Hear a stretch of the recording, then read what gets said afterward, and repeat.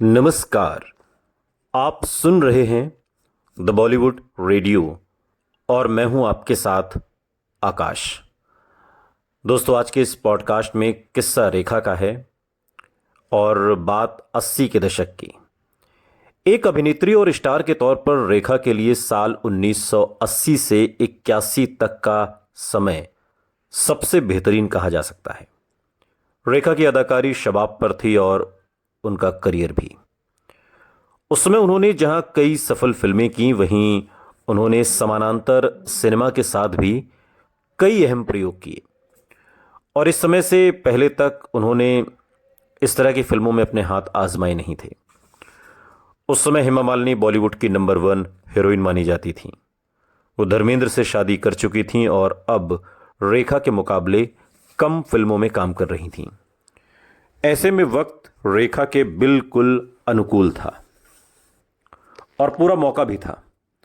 हालांकि परवीन बॉबी, जीनत अमान उस समय भी इंडस्ट्री की बड़ी एक्ट्रेस हुआ करती थीं, पर रेखा ने अपनी एक के बाद एक फिल्मों में शानदार अदाकारी से सबको बहुत पीछे छोड़ दिया। शुरुआत हुई ऋषिकेश मुखर्जी की फिल्म साल 1980 में आई खूबसूरत से।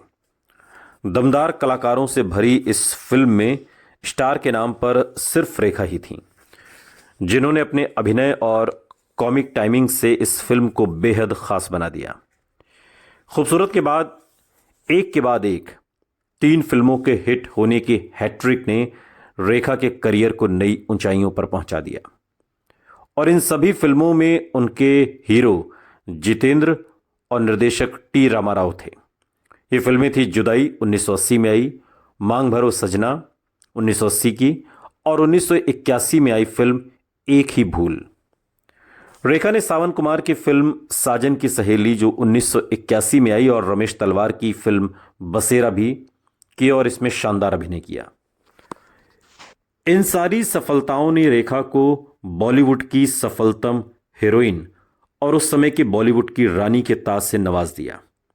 उनकी नई पहचान एक शानदार अदाकारा के तौर पर होने लगी थी।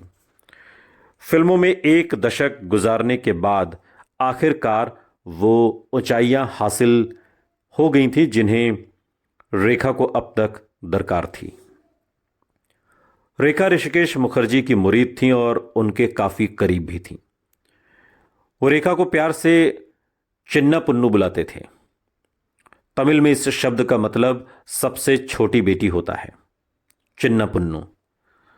वो पहले भी रेखा को फिल्म नमक हराम जो साल 1973 में आई और आलाप जो 1977 में आई जैसी फिल्मों में निर्देशित कर चुके थे।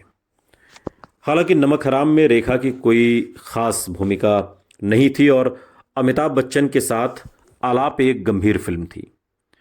रेखा की उस समय की फिल्मों से एकदम अलग ये फिल्म हालांकि बुरी तरह फ्लॉप हो गई और ऐसे में रेखा ऋषिकेश मुखर्जी के साथ एक और फिल्म करने के लिए बेताब थी। और जब रशीदा ने उन्हें बताया कि वो एक कॉमेडी फिल्म की तैयारी कर रहे हैं तो एक महिला किरदार के जो इर्द गिर्द केंद्रित है, पूरी फिल्म उस महिला किरदार के इर्द गिर्द ही घूमती है, तो रेखा ने तुरंत इस फिल्म को करने की हामी भर दी। फिल्म खूबसूरत ने ऋषिकेश मुखर्जी ने इस फिल्म में रेखा के पात्र को एक चुलबुली और बिंदास लड़की मंजू के तौर पर उकेरा था, जो किसी तरह के बंधन में बंधने को तैयार नहीं थी। और कहानी तब दिलचस्प होती है जब मंजू अपनी बड़ी बहन अंजू की ससुराल पहुंचती है।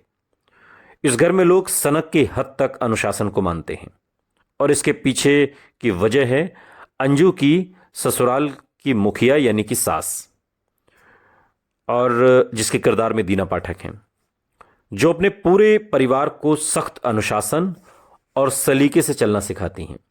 मगर मंजू अनुशासन के इस राज में एक हलचल पैदा कर देती है। वो घर के सदस्यों को गाकर समझाती है कि सारे नियम तोड़ दो, नियम पे चलना छोड़ दो, और सभी को ये पाठ पढ़ाते हुए हमेशा अपने दिल की सुनना चाहिए, मंजू का ये मानना है, और तभी निर्मल आनंद की प्राप्ति हो सकती है। खूबसूरत रेखा के लिए अपनी तरह की एक पहली फिल्म थी। इस फिल्म में कई पुराने दिग्गज थे, लेकिन पूरी फिल्म सिर्फ रेखा के किरदार पर केंद्रित थी। यहां तक कि इस फिल्म के पोस्टर में भी मुख्य रूप से रेखा को ही दिखाया गया। ऋषिकेश मुखर्जी ने रेखा को पहले ही बता दिया था कि यह फिल्म बहुत सीमित बजट की है और उनके लिए इस फिल्म में दर्जनों महंगे कपड़े नहीं होंगे। सच तो यह है कि ऋषिकेश मुखर्जी ने रेखा से कहा था कि तुम मुझे अपनी 25 ड्रेस दे दो, तुम्हें अब स्टोरी पता है, तुम्हें पता है कि तुम पर क्या अच्छा लगेगा, मैं चाहता हूं कि तुम वास्तव में जो हो वही पर्दे पर दिखो, जो तुम्हें पहनना अच्छा लगता है वही पहनो, मगर ये सारे कपड़े फिल्म की रिलीज तक मेरे पास छोड़ दो। और रेखा ने भी खुशी खुशी हामी भर दी।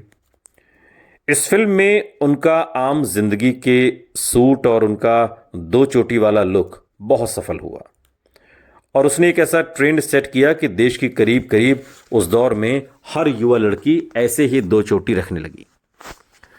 नियम को तोड़ने वाली और दिल की सुनने वाली बिंदास मंजू के किरदार में रेखा को मानो अपना अक्स नजर आ गया और इस किरदार को याद करते हुए वो बोलती हैं, मंजू कुछ कुछ मेरी तरह ही है। सालों बाद एक इंटरव्यू में फिल्म पत्रकार बनी रोमेन के मुताबिक इस छोटे बजट की छोटी फिल्म में सिर्फ रेखा ही स्टार कलाकार थी और इस फिल्म की शुरुआत बहुत अच्छी नहीं थी, पर खूबसूरत ने हफ्ते दर हफ्ते अपना प्रदर्शन सुधारा और लोगों की तारीफ भी फिल्म की ताकत और पब्लिसिटी का सबसे सशक्त माध्यम बनी। बनी रोमेन लिखती हैं कि क्योंकि फिल्म शानदार थी और रेखा मुख्य किरदार था वो भी शानदार था, जब दर्शकों की भीड़ ये फिल्म देखने के लिए उमड़ी और जब रेखा की अदाकारी के चारों तरफ वाहवाही हुई तो क्या दर्शकों को रेखा का अमिताभ बच्चन या विनोद मेहरा का संबंध याद रहा? क्या उन्हें रेखा की बिंदास जीवन शैली या प्रेम कथा याद थी? क्या उनकी निजी जिंदगी उनके अभिनय को पसंद करने में आड़ी आई? रोबेन के इस सवाल का जवाब है नहीं। लोग रेखा को बतौर एक्ट्रेस पसंद कर रहे थे क्योंकि उन्होंने फिल्म में अच्छा अभिनय किया था, न कि उनके किसी निजी रिश्ते की वजह से। फिल्म के लेखक गुलजार मुस्कुराते हुए एक इंटरव्यू में कहते हैं कि बदली हुई बॉडी लैंग्वेज किसी भी कलाकार की सफलता का सबसे बड़ा इशारा होती है। अगर आप फिल्म खूबसूरत को ध्यान से देखेंगे तो आपको पता चलेगा कि दरअसल एक लड़के का चरित्र रेखा निभा रही हैं। खूबसूरत पल के लिए रेखा को कई बार तमाम इंटरव्यूज में उनसे सवाल पूछा गया कि यह फिल्म आपको कैसी लगी। रेखा ने हर इंटरव्यू में कहा कि यह फिल्म बिल्कुल मेरी अपनी है, इसमें मैं जो हूं मैं वही हूं। फिल्म खूबसूरत रेखा के लिए एक बहुत बड़ी जीत थी और इसके लिए रेखा को पहली बार फिल्म फेयर का बेस्ट एक्ट्रेस अवार्ड साल 1981 में मिला और इस साल के बेस्ट फिल्म का अवार्ड भी इसी फिल्म को हासिल हुआ और ये फिल्म रेखा के दिल की सबसे करीबी फिल्म बन गई। सालों बाद एक इंटरव्यू में इस फिल्म के हीरो राकेश रोशन से जब पूछा गया कि यह फिल्म आपको कैसी मिली तो राकेश रोशन कहते हैं कि ऋषिदा ने इस फिल्म के लिए जब मुझसे कांटेक्ट किया तो मैंने उनसे हीरोइन का नाम पूछा और उन्होंने जब मुझे हीरोइन का नाम रेखा बताया तो मैं बहुत डर गया था और घबरा गया था और मुझे लग रहा था कि शायद रेखा जी इस फिल्म को करेंगी नहीं क्योंकि उनके अपोजिट मुझे दिखाया गया है और मेरी तब कोई हैसियत फिल्म इंडस्ट्री में नहीं थी। राकेश रोशन इस इंटरव्यू में आगे कहते हैं, लेकिन रेखा जब सेट पर आई और जब हमारी बातचीत हुई तो बिल्कुल मुझे ऐसा नहीं लगा कि रेखा इतनी बड़ी स्टार हैं, यानी कि उनके अंदर कोई सुपर स्टारडम वाला एटीट्यूड नहीं था, कोई उनके अंदर अहंकार नहीं था जिससे कि साथी कलाकारों को कोई दिक्कत होती। और इस बात से मैं बहुत खुश हूं कि मुझे फिल्म खूबसूरत में रेखा के साथ काम करने का मौका मिला। सुनते रहिए द बॉलीवुड रेडियो, सुनता है सारा इंडिया।